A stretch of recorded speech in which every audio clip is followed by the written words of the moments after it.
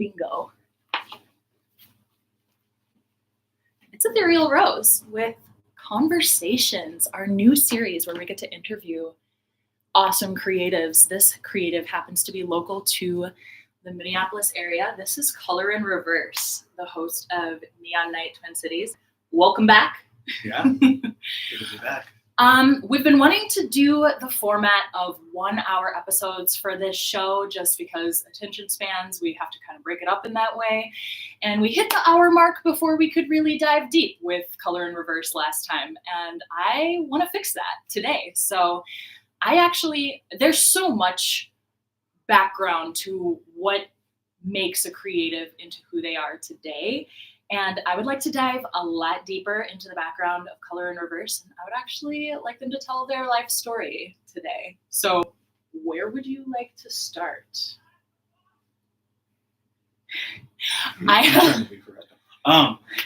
It's hard to think about because there's I feel like I've lived so many lifetimes within one lifetime. There have been so many deaths and rebirths for me. I could start with I don't know. I was born in Minneapolis. Yeah, start at the very beginning. I really mean it. Long ago. Tell us everything. Far away. Once upon a time. I was born in Minneapolis.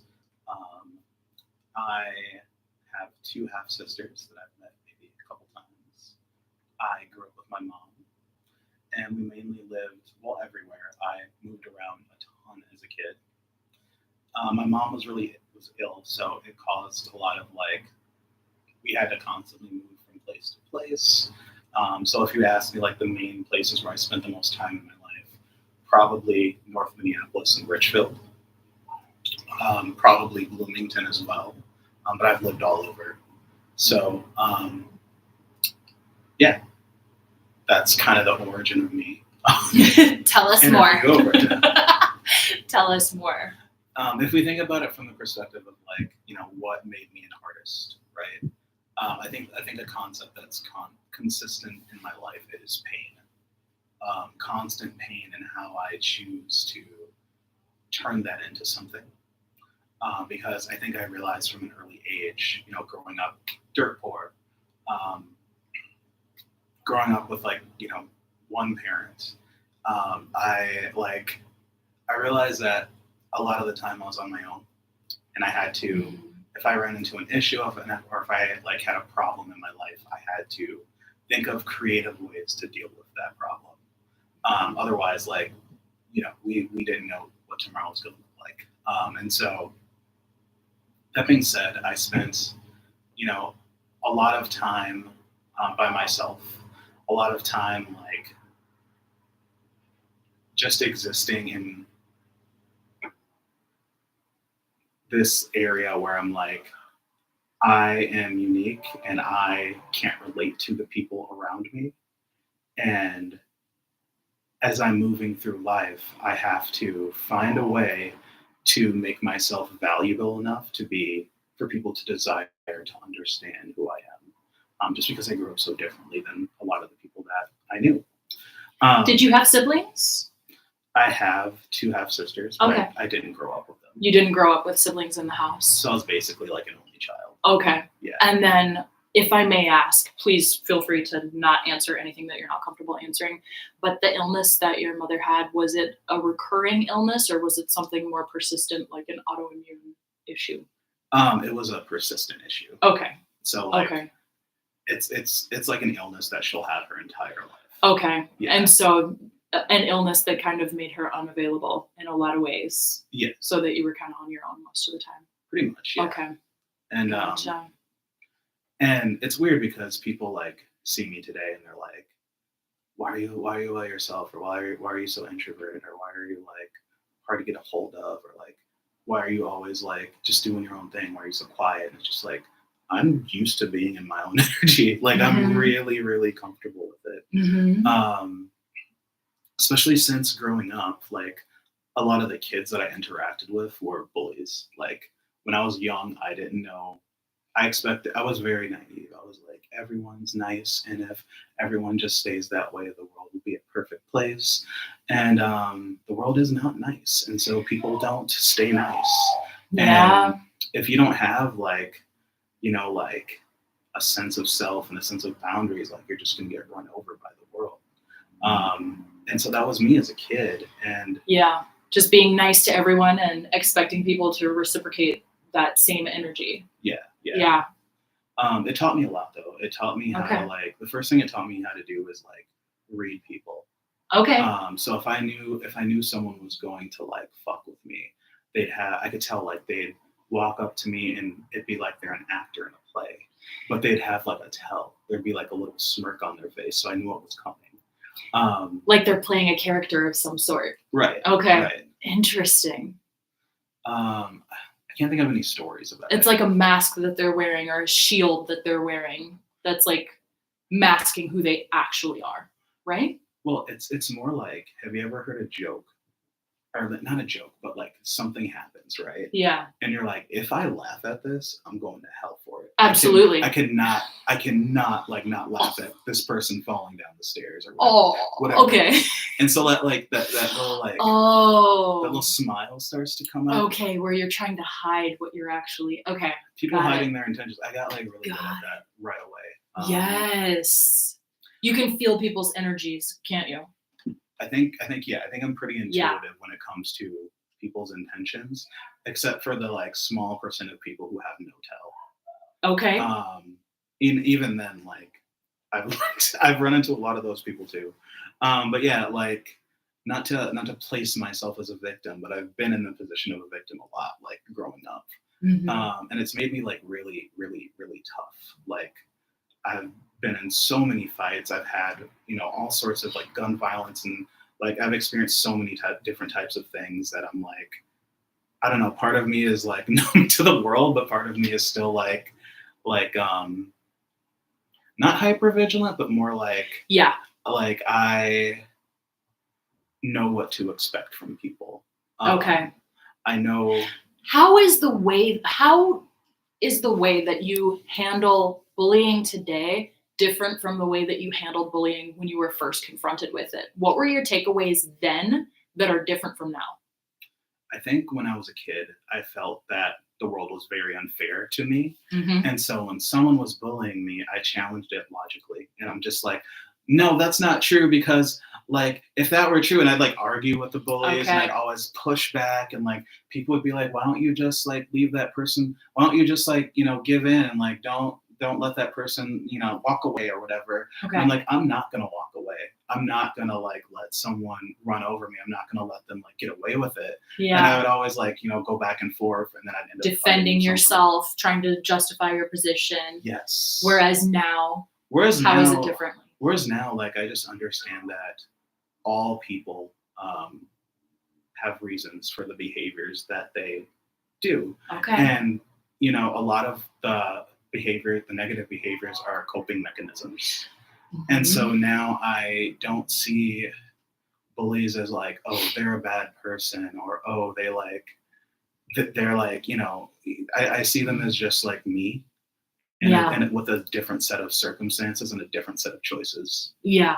And so like, can I interject? With crappy coping skills. Yeah. Crappy coping mechanisms. I'm sorry. I had to say it, sorry. And I kind of feel for them, because it's like, yes. It must be hard going through life being constantly angry at everything, feeling constantly misunderstood, feeling constantly like you're the victim.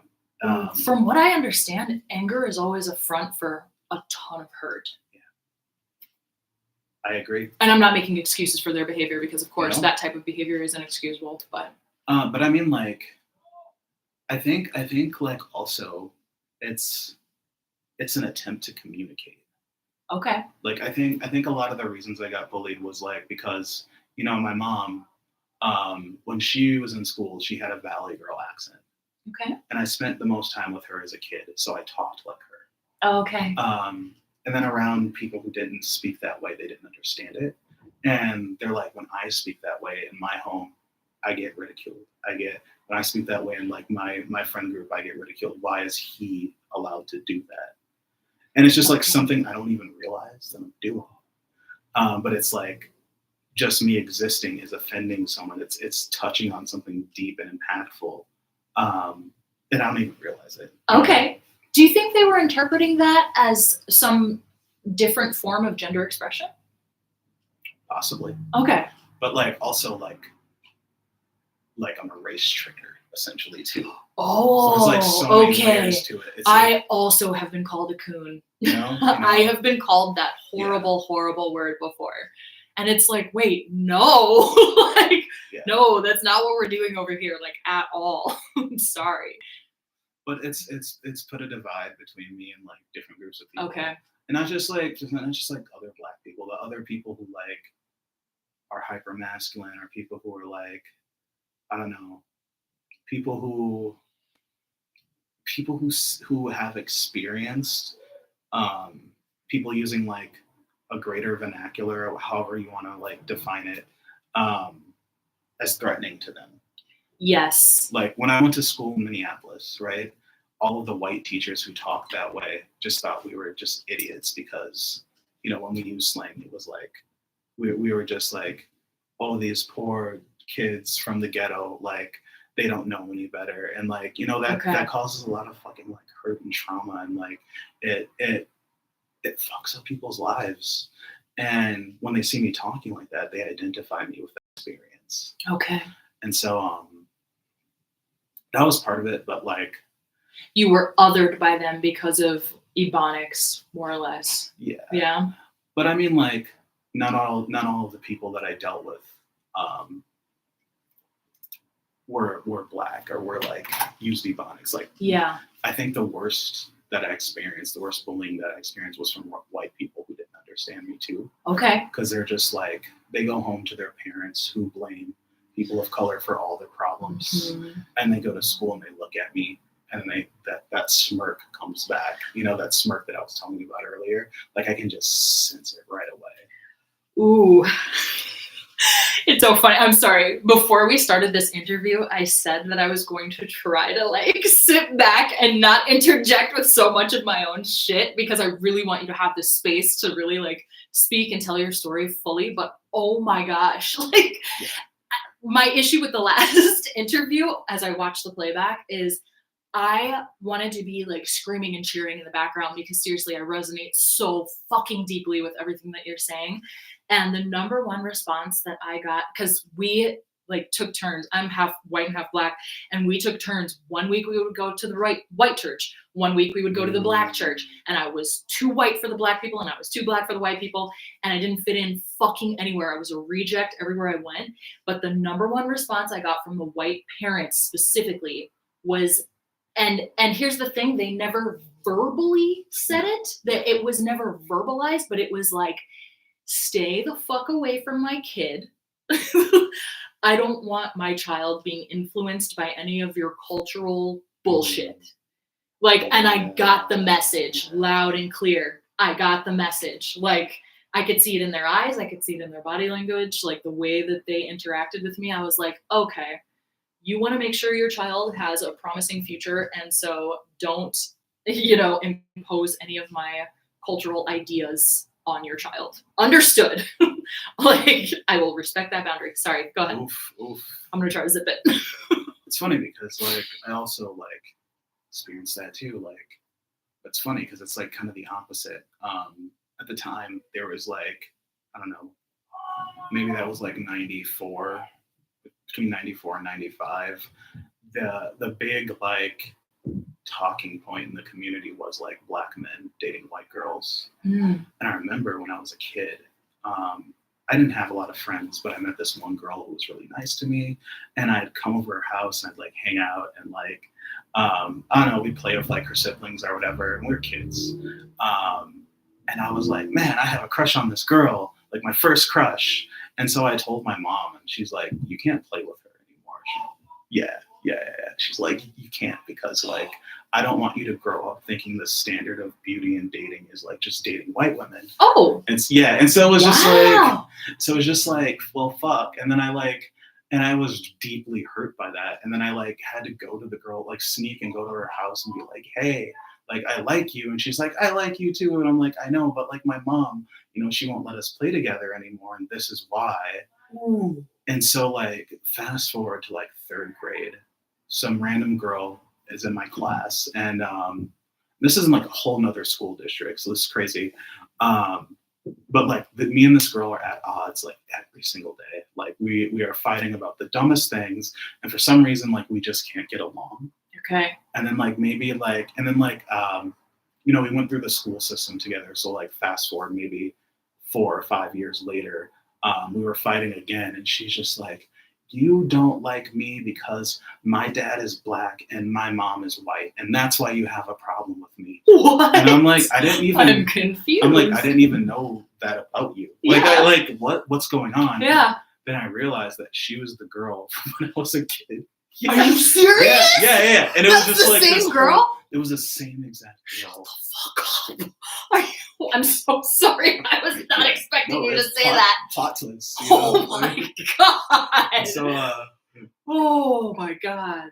Wow. And so like I guess like it's weird because as much as we fought, we were still kind of friends. Okay. But like our social circles would not like interact with each other. It was dumb like school stuff, but like that ended up like being the thing that she was holding on to for all those years, and I had no idea. And had we had a conversation about it, like, and my mom like moved. Wait a minute, and your mom perceived her as being a white girl. Yeah. Fascinating. Well, I guess my mom eventually found out that the white mom was dating the black dude, and that's what like was the thing, because like if we had TikTok back in the day, that's what like our community probably would have been talking about. Okay. And so like she was like like you know what I mean, like I can't have my son like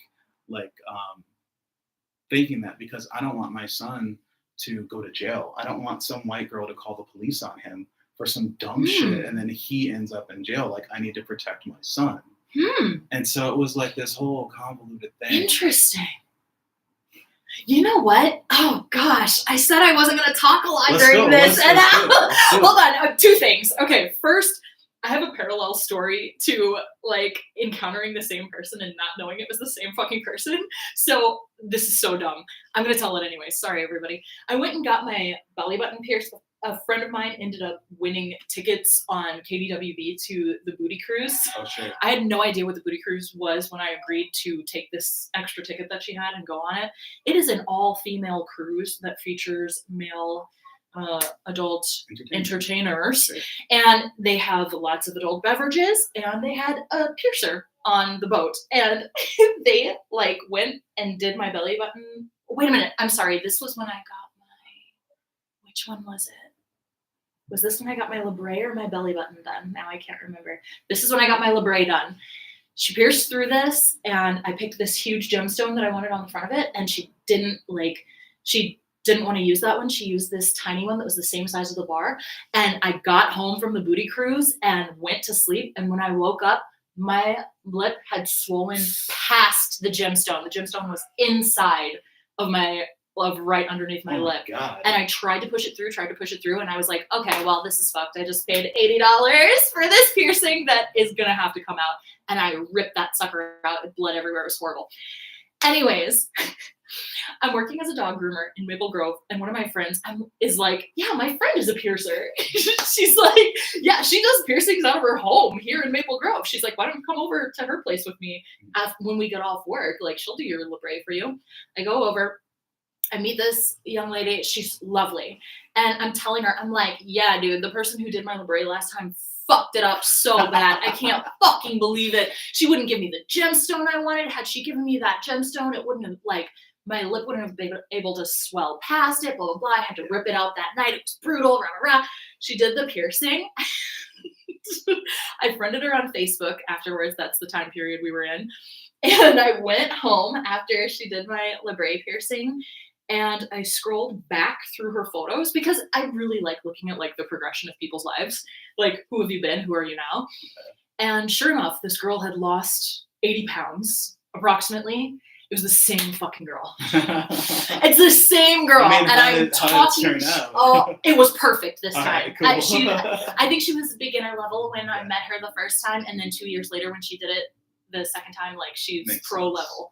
And so, I mean, like it could have happened to anyone. We all have to start somewhere. It's all good. But I shouldn't have been talking shit. And I was talking shit about her to her. And I didn't realize that until I got home, and I felt like such a piece of shit.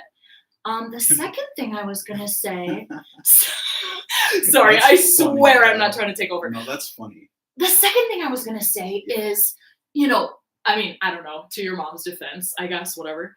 Are you realizing how many fucking, like, cases there are of, like, I hate to even say it out loud. I don't even like the way it sounds out loud.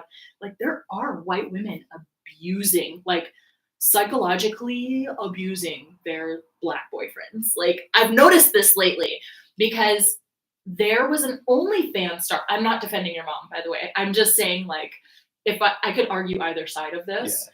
But yeah, if I really were, I could argue either side. Trust me. Yeah. But if I were to argue your mother's side, do you remember this OnlyFans model, this white girl who, and unfortunately, after his death, he received zero sympathy because he had been on Twitter. I think it was Twitter at that time, just slamming on Black women. I wouldn't touch a Black woman with a 10-foot pole. Black women are combative. Black women are this. Black women are that. That's why I only date white girls. Rah, rah, rah. And then she fucking killed his ass. Yeah. She killed him in a jealous rage. And thank goodness, I mean, I think he must have started realizing towards the end that he was in an abusive relationship, because they found an audio file on his phone, a voice memo that he had recorded of her in an absolute fit, the biggest tantrum you've ever heard. And he was on his morning walk with his girlfriend, and he said hello to another woman. And she can be heard in the background of this voice memo. And she's like, what the fuck do you think you were doing? Why did you say hi to her? Why? And like, you can hear her just absolutely losing it. I mean, she's on the brink.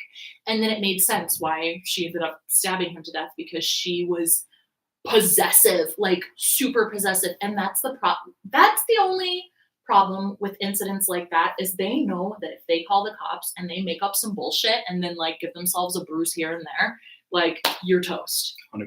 Anyways, keep going. Tell me more. That's a whole conversation. But yeah. Sorry. Yeah.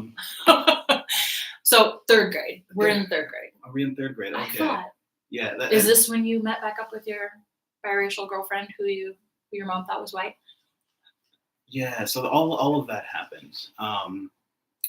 And like, it made me like confused about like where do I like belong? You know what I mean? Like who is safe to be around, who is safe to like interact with or whatever. And safe in whose eyes? Like, right. Seeking the approval of your mother?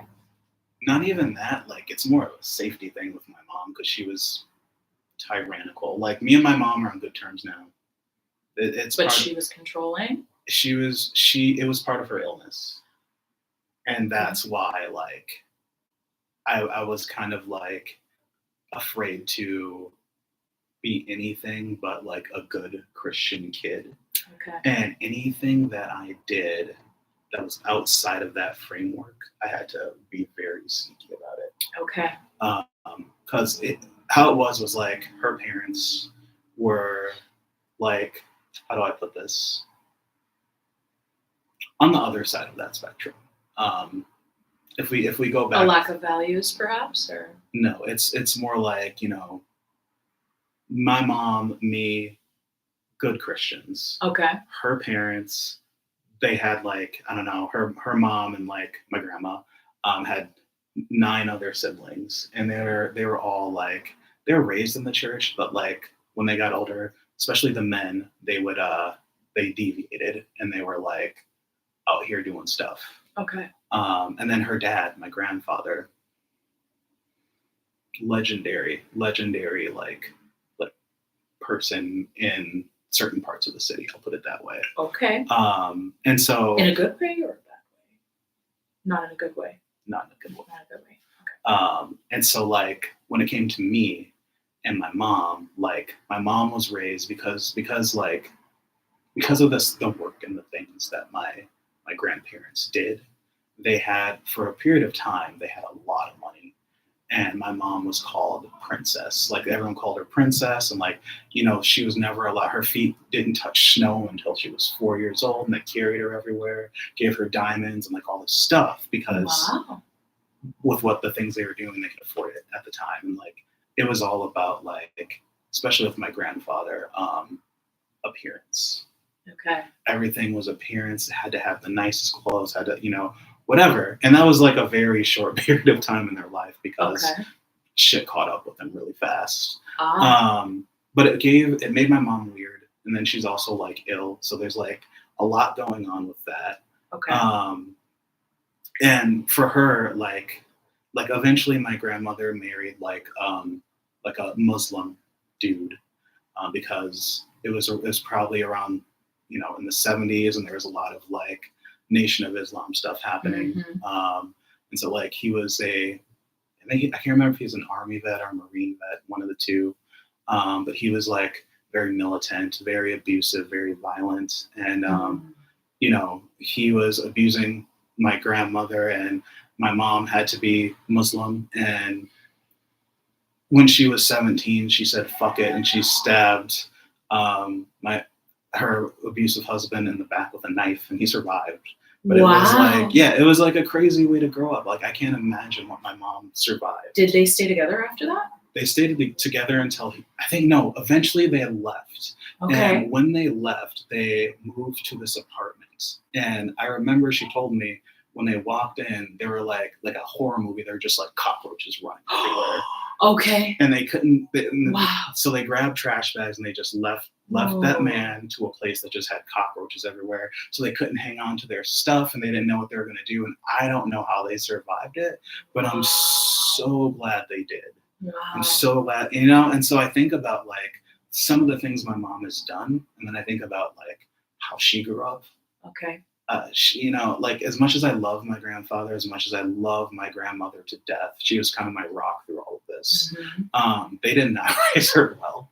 Okay. And I don't think they were equipped to, and that's just what it was. Yeah. And so when it came to raising me, like she just being ill and being raised the way she was, like she couldn't do it either. She couldn't raise me right, and I had to like, you know, figure it all out myself. Yeah. And I did have my grandmother did like kind of like, I think she realized that, and I think she tried to do better with me. You know what I mean? Yeah. Especially since I was in such a vulnerable place, you know, living with her. Like my grandmother tried to become a foster parent at one point. She did all the classes and, you know, get custody. It was a whole thing. Wasn't allowed to see or talk to my dad because my mom was convinced that if I talked to my dad or my grandmother on my dad's side, they would kidnap me, and you know, she would never see me again. And so like.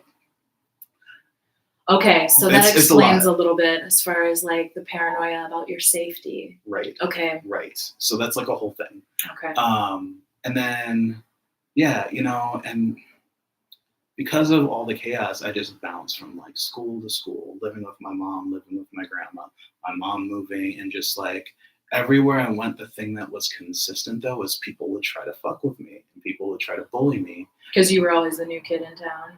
I was always the new kid in town, and because I was so used to it, I had like this like thing where I would like slip into it like the victim role, because I'm so used to expecting that from everywhere I go. Okay. It's just like easy to like slip into that. And like it took me years to figure out that that's what was happening. Okay. And so like, yeah, I was always getting into fights. I was always in trouble. My grades were always terrible. I always got like all F's in school. And sometimes I had friends, but it was usually just one close friend. And then like other people who would be like cool with me sometimes. And then, but yeah, I remember times where like the entire class literally treated me like a disease. And like, we're like, oh my God, he's a germ. Like, here, get it off me. And they'd like pass it from person to person. Wow. I remember like when my mom was in the hospital one time for her illness, and I had to live with my grandma. And then when she got out of the hospital and I came back, people were like, what are you doing back? I was hoping you were dead. Wow. Like kids were saying that shit to God, me. kids are mean. And I was just like, I started to believe like there's something wrong with me. Like and I like held that belief for so long. And so it actually shaped like a lot of the choices that I made growing up. I made choices as if like, there was something wrong with me that I need to fix. And if Okay. I just like do this thing, then I would be accepted. If I would just become this way, or become that way, or stop doing this or stop doing that, like I just had to like figure it out what the thing was that I needed to do to Yeah. be a human being. Yeah. Um, and like if you ask how that shaped me as an artist, I dove into every single thing that I could. I think the first thing that I tried was sports, which I was actually really good at, but we could never afford like the uniforms, and I never had good enough grades to be on the teams. Okay. I did play soccer for a few years, which was like probably the best time of my childhood was playing soccer. Yeah. Until like just didn't work out because my mom's illness and it was like a lot of stuff. And so like I did have like a couple kids that I'd play sports with though, like in our little apartment building complex. Yeah. And so that was cool. But then like when I got to middle school, we'll bring it up a bit. I started noticing that like the kids who like play sports and have the muscles and those are the kids that people like. And so whenever we'd like play sports in gym, I had to be the best one. I had to like really like show off and be talented and like Okay. then I started getting accepted. Okay. And what it taught me was that if I observe people Okay. and what their motives are and why they do the things they do and how they do them, I can make myself the center of attention and I can make myself like whatever I want. But it took me a while to like grasp that concept too, which was very unhealthy.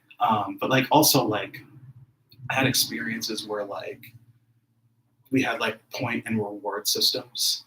So like I said, I didn't have a lot of money growing up, but like if you got enough points for good behavior at the end of the week, you would get a toy from the toy bag. And of course, like a kid would go, "Shut up, Josh." And I go, "No, you shut up." And then they go, "Teacher, Josh is being mean." And then like I'd never get points. Oh. And the teacher would just see me as a problematic kid. So I got to watch as everyone picked out toys while like I didn't have any. And it was like crazy. And so like I just thought like people are I learned really fast that social situations impact people more than the truth, more than like the kind-hearted like intentions that I had for the world. People are really just moving through life through the search situations that they're put in. Like those dictate people's behavior.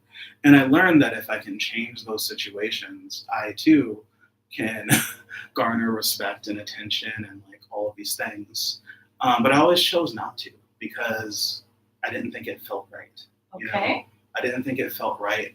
And like part of being who I am and being like a Sagittarius is I really value authenticity. Yeah. And so my act of rebellion at the time was to live as authentically as I could and hate myself and have people hate me for it, but like who else can I be? Okay. And so yeah, there was just like what I'm trying to say is there's just some adversity that was always pushing me. Like the second I stepped foot into this planet, I felt like I was being pushed over the edge of it, just for existing. Can you explain a little bit further what you said about Sorry, I can't fit the concept. Sorry, I'm like No. your feet here. No, go for it. Go for it. So wait, so understanding people's motives. Yeah. That was where the shift happened for you. From being bullied and outcasted, and you said like performing well in sports also changed your social positioning. Yeah. But can you explain a little bit further what you're saying about understanding people's motives and how that shifted things for you and how that helped you like gain more control over the situation? Kinda, because I never really gained control. But like, how did it shift things for you? It made me understand that like it affected me at different ways at different points in my life. But at this particular point, I would say maybe I was about 12, 13, when I really started noticing that. I started trying to throw away my identity, is what I did. Because I was like, this is the type of, like, people like me when I perform well. And so I need to perform well in all things. Okay. Especially the things that they value, because that's what everyone else is doing. None of these people, like, everyone is like, I used to think that there was something special about these people, but they all suck, just like I do. And so, like, they're just doing what their parents want them to do. They're just doing what what society wants them to do. And so, like, if I do that same thing and fall in line, I think I'll be okay. But I just couldn't do it. I couldn't yeah. And so, like, and I didn't realize a lot of it too was like, I don't know, man. Like, I was living in this, like, Richfield, like, white ass fucking cake eater fucking town, you know? Yeah. And, like, half the shit that I like, and, like, I don't know, half the, like, I'm not making sense, but like the way that I was raised, like, even though, like, I had, like, a weird childhood, like, I was still raised with different fucking values than the people around me. And, like, I just didn't understand why I wasn't accepted. Even when I enjoyed the things that the people around me enjoyed. And it was because, like, they don't expect or want me to be there in the first place, you know? It's like, even the people that be like, you know, work really hard to not be racist, it was as if they, like, didn't even understand what that meant, because, like, they had such a shallow understanding of race. It was like, oh, racism is this thing where you think that, like, people of color are not as good as you, and I don't think that. I think we're all the same. I don't see. It was a lot of, like, I don't see color bullshit. I don't see color. You could be green, purple, yellow. It's like, yeah. But then, like, you know, they'd make jokes and, like, all this shit, and I'd be like, I started to realize they don't really fucking like me. Okay. You know, I remember, like, I was hanging out with some people, and there was a basketball hoop, and I wasn't really, like, I don't know, I wasn't really, like, trying to show off or anything. I just picked up the ball and shot it, and, like, someone's like, oh yeah, I saw that ghetto trick shot you made. I'm like, what? And it was like the only time I was acknowledged was, like, when I did something that coincided with a stereotype. And so I'm just like, these motherfuckers. I have to ask you this. Yeah. Have you had the experience yet where a white person is speaking to the group and you happen to be in it, and they speak to all the white people a certain way, and then they get to you and they try to speak to you in this, like, slang ass accent? Oh yeah. That is the most insulting shit. That is the most insulting shit ever. I worked at a pet hotel, and this woman who was the manager of the facility, there was, like, a group of, like, 4 of us, and she talked to all the other people that were standing in the group, like, we're all standing in one group. And she was like, yeah, and when you get to your side, just make sure that you turn over the kennels, blah, blah, blah, and make sure that the individual play dogs get to go outside by themselves. And then she looked at me and she said, and on your side, when you get over there, I need you. And I was like, what? I'm sorry, pardon? Like, fuck? Could you stop humiliating yourself for me, please? Quick, right now. Like, please stop. Like, I understand you when you are not speaking in Ebonics. Like, I can understand you. Could you imagine? Quit using all them big words. I don't know. Like, what the fuck? Oh my God. Like, what did she think, bro? Oh, it was so insulting. Yeah. Oh, it felt so fucking gross. My skin started crawling right away. I was like, oh no, she speaks to me differently than everyone else. What's happening? Like, then make it internal, stop. like, you know that sucking place from Get Out? Like, every time a moment like that happens, I feel like I, like, fall into the fucking the couch. sunken Like, place. yeah. Oh my gosh. I keep taking over. Don't let me talk. You're not. No, don't let me talk. It's all good. Continue. So yeah, no, shit like that, dude. And it's like, I didn't fucking, like, realize what I was in until I left. And so come, like, college time, I, like, end up moving to the cities and, like, taking over, like, you know, the family house. During that time, I'm studying philosophy, I'm studying sociology, I'm studying psychology, and we're like finally putting words to all of these experiences. Yeah. And there are white people around me, and there are people of color around me because I went to MCTC for a while, and and there's also a kid that's like, I just got here from Iowa, and I've never seen so many non-white people in one place before. Jeez. So there's like, I think that kid ended up leaving the school because that was so uncomfortable for him. Really? Yeah. Wow. So I'm around more of my people, and more people in general who are interested academically and personally in the experiences of others. Yeah. Because they're waking up too. They're like, oh my God, like I didn't know that like different people went through these things that I've never even had to think about. Yeah. And, like being in an environment like that was really positive for me. It was really like, inspiring to like know that like connect with people on a human level. That part. Sorry, I didn't mean to finish your sentence. You're good. But yeah. You're doing good. Go on. So yeah, it was it's not my life story, but it's the parts. It's the it's the slices of cake in there. Okay. And so like in high school, I'll talk about this too. Like I got to the point where like in the locker room, I'd see my friends and they'd have like, I'm jumping to a new topic, but they'd have like scratches down their back.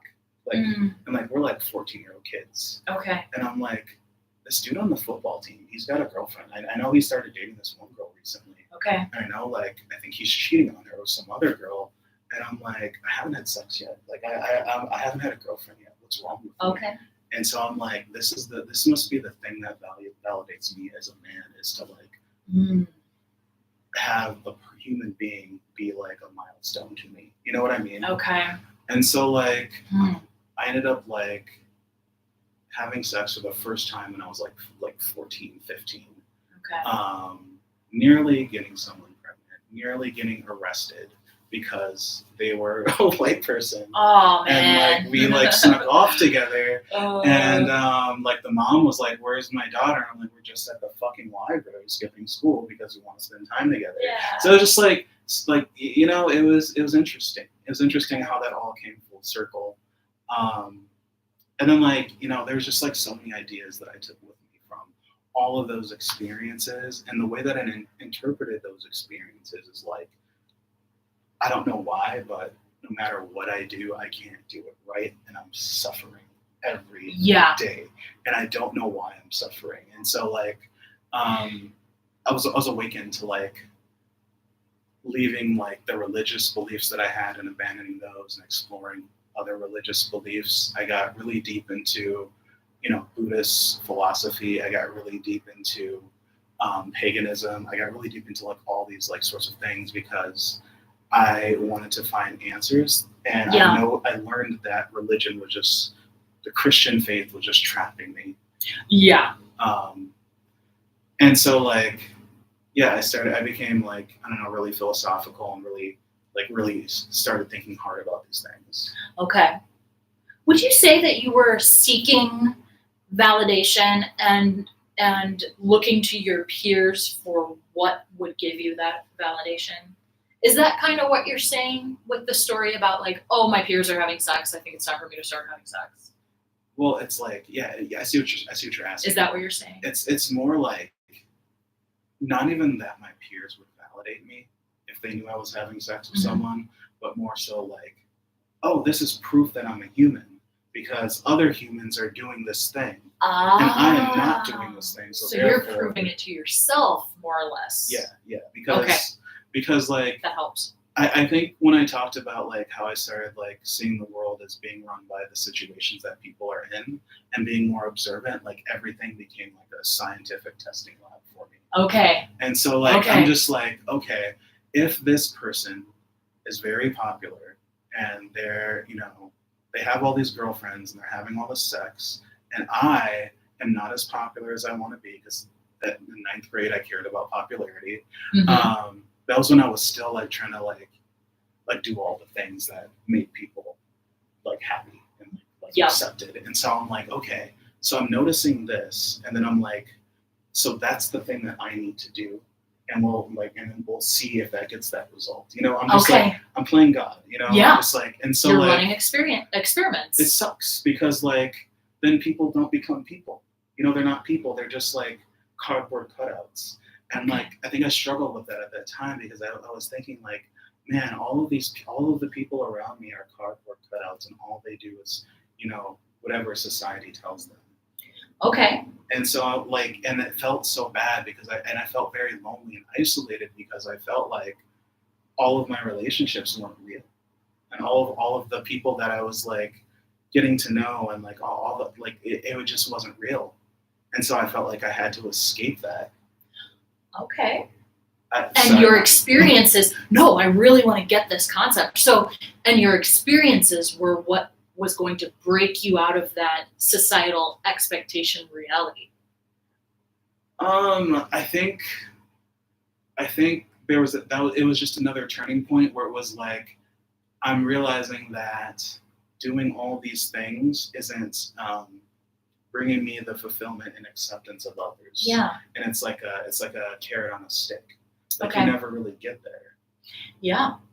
So I started abandoning it. I started abandoning like the idea that like, if I like was dating this person, and if I was like, still good at sports, and if I was like athletic and like all these things, that I would like finally get acceptance and love that I wasn't getting at home. Okay. You know what I mean? Like, if I finally did all these things, like I would have that, and then I can accept myself as a human being. Okay.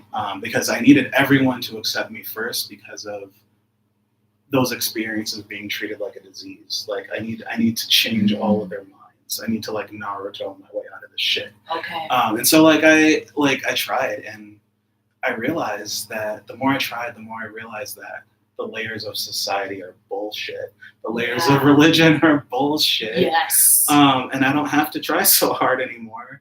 And I think I started like trying to figure out what I wanted to do, and and I still realized I was suffering. I felt all this pain, and it was like so existential because I'm like, there's no way out of this suffering. Yeah. And so like I started like doing music, and I started doing art. Another thing that runs in my family is music. Okay. Like we're not just like stereotypical like criminals and shit. We're artists. Okay. My mom was a like very accomplished gospel singer. One of my cousins used to play in Prince's band, The Time. Wow. His dad was like a famous dude, and like I come from like a long line of musicians in my family, and so I've always had it a little bit, but it really didn't come out until like I begged my mom for a guitar for my birthday. It's like all I wanted. And there's another like childhood friend I had that moved away, and he had started a band and he had a guitar. And I'm just like, man, I could probably do that too. And so like I ended up like just getting a guitar, and that just became my thing. Yeah. And until college, like that was just, my life was just guitar. I'd practice for 7 hours a day. That's incredible. And then, I got into other stuff like martial arts and like break dancing, and like those are other stories for another time. But like I really just dove into art, like all aspects of it. Even when I was a kid, I like would practice drawing anime, and I'm like I've always been like the jack of all trades type of person. And so like whatever I can get my hands on to escape the hell that like was whatever I was going through, or whatever was like dealing with, like I would grasp onto it. And you think that what freed you up to finally like channel your creativity through those creative pursuits was you no longer being in that area of people pleasing in your life and of seeking validation from your peers, like from. I want to say that. Yeah. But I was in that area for longer than I'd like to admit. Would you say that you were seeking validation outside of yourself, or would you say that you were seeking validation from within yourself? Were you seeking to validate yourself? I was seeking to validate myself externally.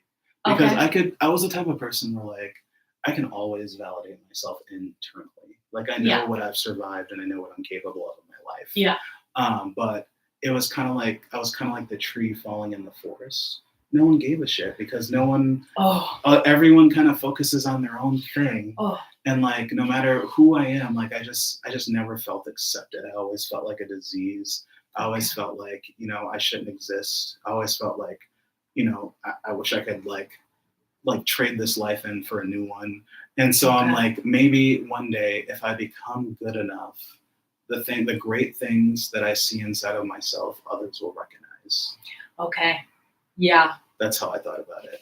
That is a very human thing to like need to be acknowledged. Yeah. Like to need to be seen as a part of the community or as contributing to society in some way, shape, or form. Right. I just find it interesting. I'm sorry that I'm so perplexed. You're doing good. I just find it interesting that when you spoke about like your peers, you saw them performing up to society's pressure as fake. Yes. But then you also saw what you were doing as fake. Like, do you see what I'm saying? So I guess I find it only mildly baffling. Yeah. Just what, so the goal was ultimately what? To be acknowledged. To be acknowledged. And to be accepted. Okay. And to be like, for people to not say gross when they associate with my name, but to say like, oh, that person's cool. I like that person. Okay. Because I didn't know what it was like. And so I was like, what is that experience and how do I get it? Yeah. And so like, it was ideally, it felt fake to me when I would try and hang out with the jocks. Like it just didn't feel fucking right. Like these people only value me because I like dominated in kickball today. Okay. Yeah. I passed a basketball to someone. Like I did something like cool in sports, or I can bench this much, or I can run. I'm a fat kid that can run with the athletic kids. Like there's just something about me that they're like, man, you'd be really valuable to have on a team. And when I finally like, it took a while. It took me being in that position to think about like fuck, these kids, all they do is repeat shit their fucking drunk dad told them. Yeah. You know, their drunk dad told them like only loved them when they scored a touchdown. Yeah. Their drunk dad only fucking loved them when they like did something at a game. And that's what they think love is. And that's fucked up.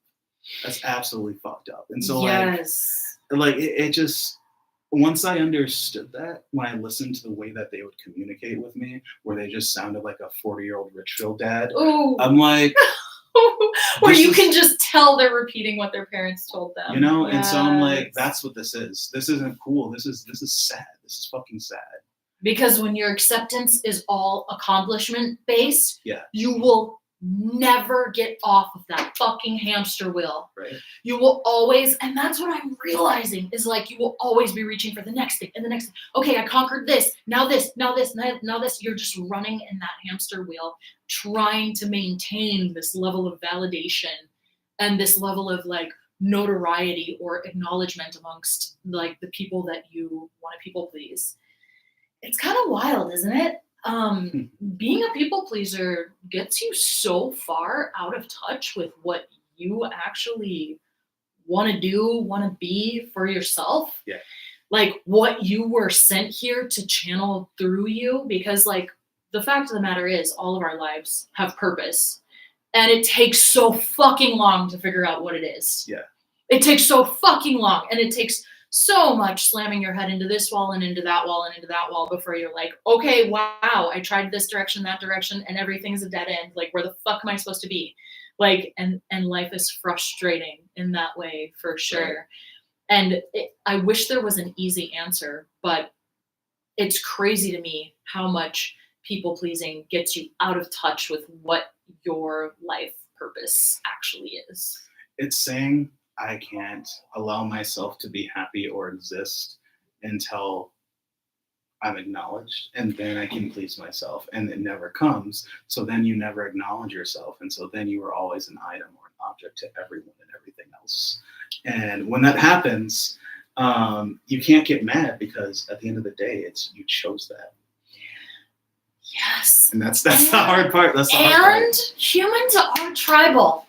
Yeah. We are still the human animal. I mean, we're supposed to be in a herd. We're supposed to be in a tribe with each other. I mean, we are animals at our core. Our greatest instinct is to be connected into community with other of our species. And I hate that technology has I hate that the individualistic strivings of our species have isolated us so drastically to the point where we can't find our way back to each other.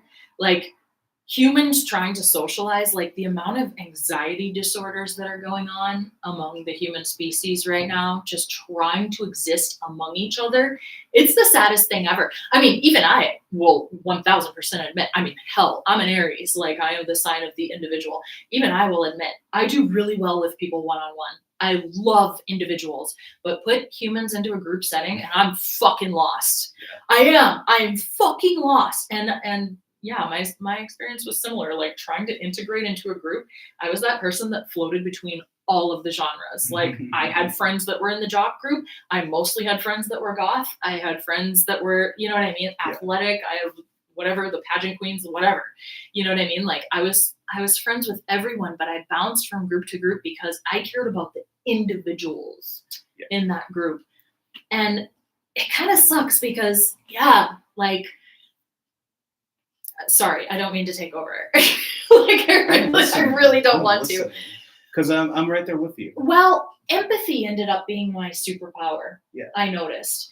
And that was the one thing that existed outside of the people pleaser segment of my personality was I had true empathy for each individual because the fact is everybody has problems. It's just a different set of problems.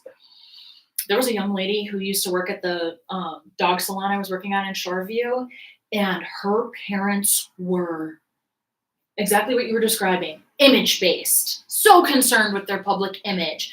Oh, you have to live up to this standard. Our family name, it was this legacy thing that they were pushing onto her. And she was crumbling under the pressure and just watching. That girl, whenever she and I were alone together, she would have the most massive emotional breakdowns I've ever seen. And you would never know. She's a stunning young lady from the suburbs, like overachiever, and you would just never know it about her. Right. But people on an individual basis have always been very comfortable being all the way themselves with me because I can see through your shit anyways. Sure. And I think people can feel that from me. Like I know when you're faking. Like I know when you're like pretending to be happy and you're not, you know what I mean? And I would just be like, hey, how are you? And she'd be like, I'm fine. And I'd be like, all right, how are you? I mean, come on. Yeah. Come on, I can see you. And I mean, a flood of tears every time. And it's like, dude, let it out because it's not fucking going anywhere. Like, if there's one thing that we know as humans, anything that we try to repress and shove down and, I'll deal with that later and compartmentalize. Oh, trust me, it's waiting for you. It will be waiting for you. It's not going to wait for you. It's going to jump out. At times you don't want it to. Yeah. That's how it works. It's a ticking time bomb. Yeah. And you're not going to avoid it. And the only way out is through. Yeah. So you might as well fucking turn around and face the dragon. Yeah. Half the time the dragon shrinks into a little plushie anyways. So it's the avoidance of it that really fucks people up. Like trying to run from that fear of inadequacy is what fucks people up so bad. And it's like, no, just admit to what you're feeling. Yeah. Like another thing about being a Sagittarius, and Sagittarius is my rising sign, we want the truth. 100%. We want the truth. And it's not like we're gonna let you tell us the truth and like hide. If you're not telling us the truth, we're gonna suss it out. We're gonna suss it out no matter what. I think we have a sense for that. Yeah, like for me, it's like even if it costs me, I'm gonna suss out the truth, and I may not let everyone know, but I will know. Yeah. I will know. And I may not like the answer, but I want it anyways. Because that's more valuable. What's more valuable than my comfort? The truth. The whole truth. And nothing but the truth. So help me God, or whatever you believe in. You feel me? Like, yeah. Oops, apparently I should have had that plugged in. But hopefully it didn't. But yeah, are we up to present day as far as your life story? What more I don't can know. you? I feel like these are just like a bunch of cliff notes. Yeah, But, like, we're getting getting scenes. somewhere. We're getting Yeah. different scenes in your lifetime. But what would you add to this as far as your life story and what shaped you into the creative that you are today and shaped you into a person of self-expression that you are today? Yeah, it's just this idea of like all these beliefs that I held about myself pushed me to be like a tireless worker, a tireless like slave of the arts, and slave of constantly like working to perfect this and perfect that. And I mean like that like transition from wanting to be like a popular person in high school to being like a musician was one of like these are my virtuosos that I like, the guitar heroes that I want to be like, and I will practice as much as possible until I'm that good at guitar. Okay. And so it made me a good musician, especially like since I've come from like such a weird background. I'm a very creative thinker. Yeah. I'm not necessarily a linear thinker. I'm a creative thinker. So it's made me good at like comedy because I think about we'll both see a situation, but I'll think about it from the most absurd perspective. It's made me good at like dance and martial arts and other stuff that I've done because I like think about other people's perspectives and the psychological factors that are pushing them to make the choices that they're making. And then I like to take that information in and then like and add my own perspective to it and then throw it back at them. And so like that's what I do musically. That's what I do with like the things that I do creatively is my goal is to add something to the conversation, add an emotional depth, an emotional weight, or an idea that like that hasn't been expressed or a perspective that hasn't been seen. So like my feelings of inadequacy, my feelings of like I'm always sad, I'm always in pain, my life is unfair. When will things get better? Like why is the world the way it is? Why is why am I treated differently? Like all this like self-loathing shit that I felt for the first half, up into my 20s. I really like captured that and like just wanted to alchemize it and transmute it into something that took me out of that place. And I think that set the foundation for who I am today. Yeah. Is like the journey of understanding myself, who I am, what I can create, what my adversity means for me.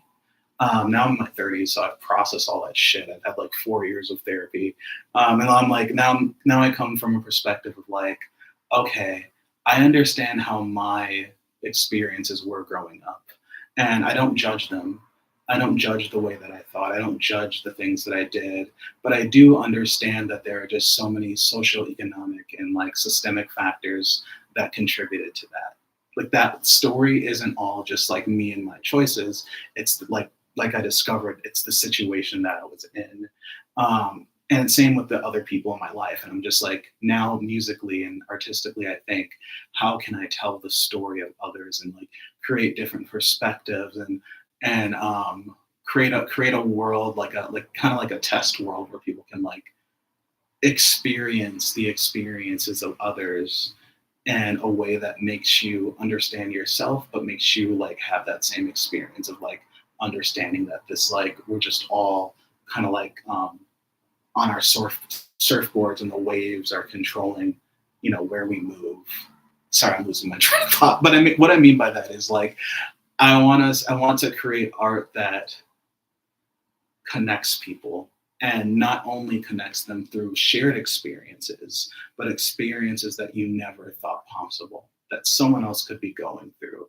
Like I used to philosophize about like when I listened to emo music, I thought I understood a lot of that being about what is the emotional depth you can get into with the level of pain you experience and how can you express that creatively. With metal, how can I express the brutality of the world? Goth, how can I intellectually and coldly feel that deep void that you've experienced with the like existential nature of life, where like we like accepting the fact that we're all going to die, accepting the fact that there is a nothingness to the world and we have power to make change, accepting the fact that like that I can hold this darkness and I could be with it and I don't have to let it consume me or like overwhelm me or wash over me and drown me. I can be present with it. When thinking about punk, thinking about those systemic issues that Oh my God, I'm so sorry. I am so sorry. thinking about punk, thinking about the ideas of action and rebellion and what that looks like. Thinking about hip hop, thinking about like the stories of people who just get washed away, and like the things that people experience in society, and the way that society pushes you into certain lifestyles from from before you're conceived. Like just thinking about that and thinking about like also in hip hop how the communities have come together over time and created an art form that helps to solve some of these systemic problems. Like there's so many ways that hip hop has led the charge in American music and led the like philosophy of American music. That's so beautiful to me. And like I've wanted to incorporate all genres, all the messages of all these genres that I consumed growing up, and just combine them into a message. And yeah, so like, there's a lot of stories within that of how I got to those like I don't know perspectives for different genres of music in correlation with different experiences and like emotions and how I've thought about and perceived my life. I don't know if any of that made sense. That made total sense. I don't know if y'all follow any of that. But You're like, perfectly coherent. That's how I feel about it. Yeah. That's just how I feel. Because art is a language in and of itself. Yeah. If there's one thing I found, art is a language. And hip hop especially, I really think does an incredible job at shining a light on certain situations that other people otherwise would not know about from that perspective. And I feel that there's a justice in that. Yeah. I feel that there's a justice in that. And I also, I always wonder how to,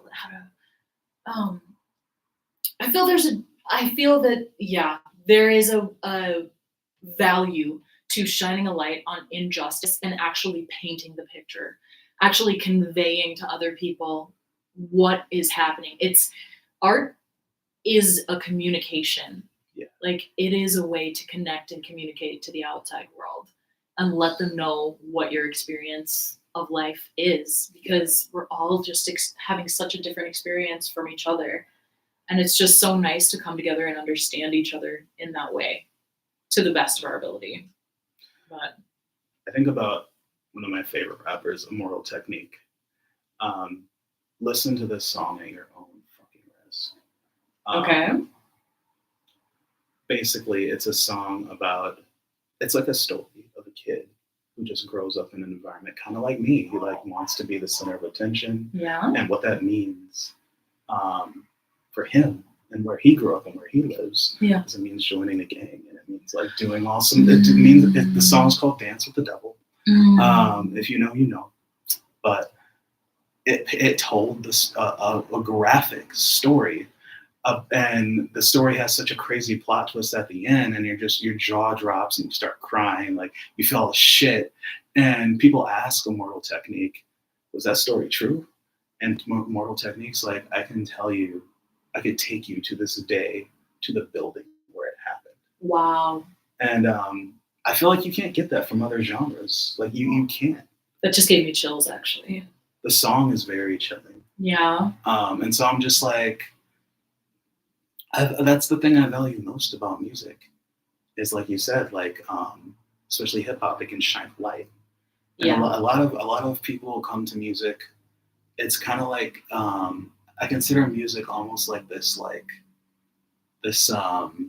monkey's paw, because a lot of people come to music with wishes. They don't come to music with the intention of it being an art form.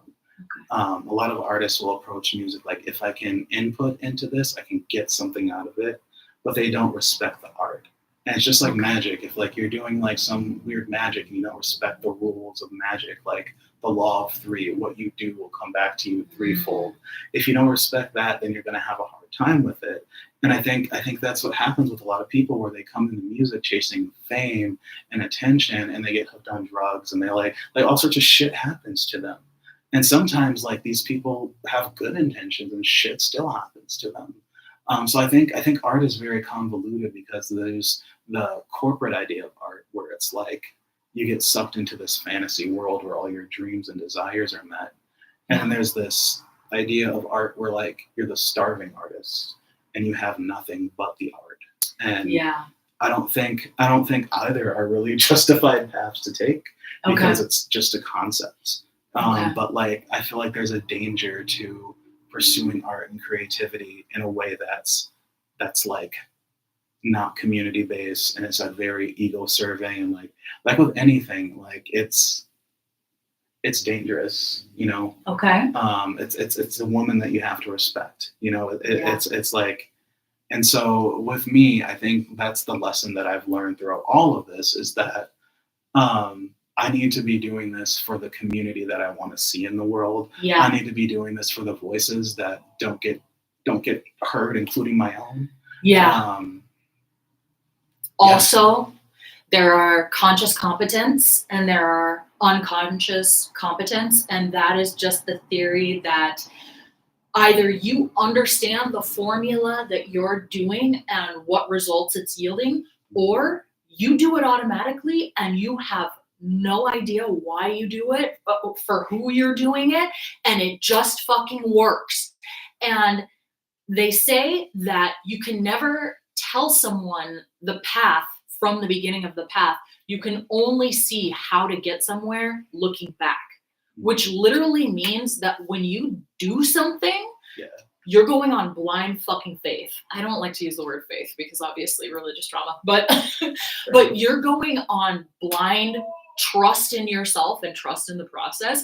And that has been my experience. Like, I've always known that when I am on a stage, there is an energy that's being channeled through me. And I've always known that. I've always felt that, because when I'm writing lyrics, it's not my hand. My hand is not the one moving on the paper. I'm telling you, something is coming through me. It's not from me. It's coming through me. And a lot of us, we just are the vessel for the music. You know, that the specific energy signature that we contain tends to be the energy that is channeled through us. And I feel like that energy selects us based on that. These are just my wild theories, whatever. but I have never known why I need to perform. But I know that when I'm not performing, it feels like a slow death. And it's actually physically painful. It's psychologically painful and it's physically painful, because I've said 1,000 times, I'm quitting music. Fuck this. This is a thankless job. Thrown my hands up 1,000 times and I've been like, fuck it. I'm not a performer. And when I've tried to take breaks from performing, it feels like nothing less than a slow death. Like, it is an excruciating death. So when it chooses you, and it's not up to you. Like, your purpose will find you. Your purpose will happen through you. And understanding our reasoning isn't always necessary. And typically, if you want to be a guide for someone else and tell them the steps to how you got where you got, you can only see the steps after you've thrown yourself off of that cliff and jumped into the great unknown. I mean, they say that like leap of faith. 90% of life is knowing when to fucking jump. And it's like, it's terrifying, because you're like, this has chosen me. I must go. And you really do like leap into the unknown with it, and you only see the path looking back. That's been my experience, at least. I could never tell somebody how to get to a place of being a creative. Do you know what I mean? I could never tell somebody, because it's something that's happening through me. I know exactly what you mean. And I think if I were to try and tell someone that, Yeah. I think in life there are expectations that are put on you of like where you should be, who you should be at what time. Should I focus on music? Should I focus on getting married? Blah, blah, blah. But if Yeah. you sit with yourself and you think, what really drives me? What really inspires me? What am I passionate about? Yeah. And if you just give yourself permission to lean into that just a little bit. Yeah. And when you fantasize about it, if you get head to toe chills, that's the one. That's the one. I'm telling you. Great. I've been lining up with one of them lately, so freaking strong. And every time I fantasize, and I'm actually being given the answers lately, where it's like, okay, here's the next step that you need to do. And I'm like, damn, thank you for telling me. I don't know where that just came from, but thank you for telling me. Like, yeah, Rick it's a trip. Rubin says, like, if you've got an idea and like to do something and you don't do it, it just goes to the next person. Yep. That's how he. Yes. That's his philosophy of how that works. Yes, exactly. When people ask him about how to write a hit, he's just like, well, it just you just get it, and then if you record it and you do it, then you do, and if you don't, it goes to the next person. Yes, exactly. And I'm like, that's very metaphysical and superstitious, and like I don't know if I believe that, but I'm like, no. That's how it feels when I get an idea. Like I have to get this idea out now. Yeah. Otherwise it's going to be gone. And it's funny because I've had, my mom's older now and I used to like prank her a lot. So I got like a hold of her phone one day and I left a like you know how like when you call someone and the answering machine comes on and you can leave something. Yeah. And my thing was like just me screaming, Tyrone Johnson. And then there's like, so when people called her, they're like, girl, you need to leave that man. I don't know who it is, blah, blah, blah. And so like, it turned into a big joke. It turned into a character that I played. And me and my friends like made a whole song with him in it. And it was like the funniest thing ever about like him just randomly walking up to people and like finding himself in all these situations. And it was the funniest thing ever. And then like my friends were like, you really need to do something with this because it's comedy gold. Like you gotta like release it. And I'm like, no, this one's just for me. It's just for me. Yeah. And because there's some things in there that like I don't think white people would get. And so I'm just like, I'm just gonna leave it at that. And then and so fast forward a couple years later, I'm scrolling through Insta Reels and when I was a Reels guy. And there's this big buff dude and he's like, I'm Tyrone. And then like when people were like smoking cigarettes, he'd like smack the cigarettes out of there. And, that's bad for you. Don't smoke. And he'd get really aggressive. And I'm like, yeah, that's it. Yep. It's still there. It's in the ether. Like, you know what I mean? Like this stuff is just in the ether and we can grab it at any time. We're grabbing it. Exactly. And bringing it into the physical. It's so true. I can't believe I told that. I love talked it. About that on camera. But I love it. So many inventions fall into the minds of two different people on opposite sides of the planet at the exact same time. True. I mean, how often does that happen? It's true. The ideas are out there. Yeah. Like we can choose to materialize it, to bring it into the 3D physical world or not. Yes. That's the power we have as creators. Yes. So thank you so much for telling me your story, for telling us your story. Like seriously, I found this conversation so valuable and it really expanded my mind to open up to some different modes of thinking. You really expanded my perspective today. You think about things very differently. I enjoyed how expansive that was. So it's fun. Thank you so much for being open to telling your story. Yeah, don't call me mysterious anymore, guys. Okay? No longer mysterious. I've opened up. The answers are all here. If you didn't watch the episode, that's on you. That's on you. All right, you guys. Thank you so much, and we will see you on the next episode of Conversations, featuring all kinds of local talent in the Twin Cities area and beyond. I'm sure. Mars, whatever. Exactly. Bye. Oh man.